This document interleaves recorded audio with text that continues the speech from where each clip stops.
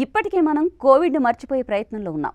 మాస్కులు తీసేశాం, భయాలు తగ్గించేశాం, జాగ్రత్తలన్నీ పక్కన పడేశాం. కానీ అంధకారంలో మళ్ళీ నిశ్శబ్దంగా ఓ కొత్త ముప్పు ముందుకు వస్తోంది. దాని పేరే JN1. ఇది ఎక్కడి నుంచి వచ్చింది, ఎందుకు వస్తుంది తెలియక ప్రపంచం మళ్ళీ తలపట్టుకుంటోంది. ఇప్పుడు ఈ JN1 వేరియంట్ మన మీదకు రావచ్చా? ఇది మళ్ళీ ఓ కొత్త తుఫాన్లా ప్రాణాలను తీస్తుందా, లేదా మామూలు జలుబులా వచ్చి వెళ్ళిపోతుందా? సింగపూర్లో ఒక వారం రోజుల వ్యవధిలోనే 14,000 కరోనా కేసులు నమోదయ్యాయి. వీటిలో మెజారిటీ JN1 వేరియంట్కి సంబంధించినవే. ఇది ఒమిక్రాన్ కుటుంబానికి చెందిన సబ్ వేరియంట్ అయినా తక్కువ మ్యూటేషన్లతో ఎంతో వేగంగా వ్యాపిస్తోందని నిపుణులు చెబుతున్నారు. దీని లక్షణాలు కొద్దిగా తలనొప్పి, అలసట, దగ్గు, డయేరియా లాంటి సాధారణ శరీర మార్పులా ఉంటాయి. కానీ వ్యాప్తి మాత్రం సైలెంట్గా, స్పీడ్గా జరిగిపోతుంది. ఇండియాలో ఇప్పటికీ 250కి పైగా యాక్టివ్ కేసులున్నా పరిస్థితి ఇంకా నియంత్రణలోనే ఉంది. కానీ ఇదే అదృష్టమా, లేక ముందస్తు హెచ్చరిక? ఇటు కేసులు పెరుగుతున్నా చాలామంది లక్షణాలు లేకుండా కోలుకుంటున్నారు. ఇది కొంత భరోసానిస్తుందే కానీ అజాగ్రత్తగా ఉన్నా చాలు ఇది మళ్లీ పాత రోజులు గుర్తు చేసేలా చేస్తుందని నిపుణులు హెచ్చరిస్తున్నారు. వైరస్ రూపం మారినా మన జాగ్రత్తలు మాత్రం మారకూడదు.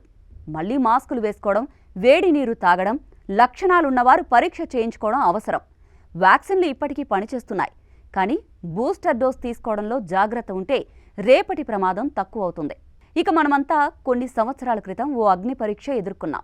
ఆ రోజులు ఇప్పటికీ మన జ్ఞాపకాల నుంచి వెళ్ళిపోలేదు. ఖాళీ రోడ్లు, రోజంతా టీవీల్లో కరోనా వార్తలు, వైద్య సిబ్బంది చెమటతో పోరాటం లాంటివి మనం చూసిన నిజాలు.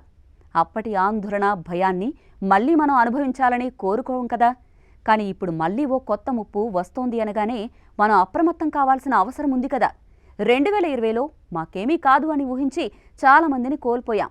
ఇప్పుడు మళ్ళీ అదే తప్పు చేయకూడదు. ఆ పాత వాళ్ళెవరూ మనతో లేరు. కానీ వాళ్ళ జ్ఞాపకాలు మాత్రం మనకి ఈసారి సరైన మార్గం చూపాలి. ఇది కేవలం వైరస్ కథ కాదు, ఇది మనందరి కథ, మన బతుకుల కథ. ఒక్కొక్క కేసు వెనుక ఒక్క కుటుంబం ఉంది. మళ్ళీ అలాంటి ఘట్టాలు ఎదురవ్వకూడదు. అందుకే మనం ముందే జాగ్రత్త పడాలి. మాస్క్ పెట్టుకోవడం కేవలం మన శరీరాన్ని కాపాడే పనేం కాదు, అది మన చుట్టూ ఉన్న వాళ్ళ భద్రతకు బలమైన రక్షణ గోడ. మన ఇంట్లో ఉన్న వృద్ధుల కోసం, చిన్న పిల్లల కోసం మనం తీసుకునే చిన్న చిన్న చర్యలు వాళ్ళ ప్రాణాలను కాపాడే శక్తిగా మారతాయి. మనిషి జీవితానికి విలువ తెలిసినవాడైతే జాగ్రత్త అనేది చిన్న పనేం కాదు, అది ఒక బాధ్యత.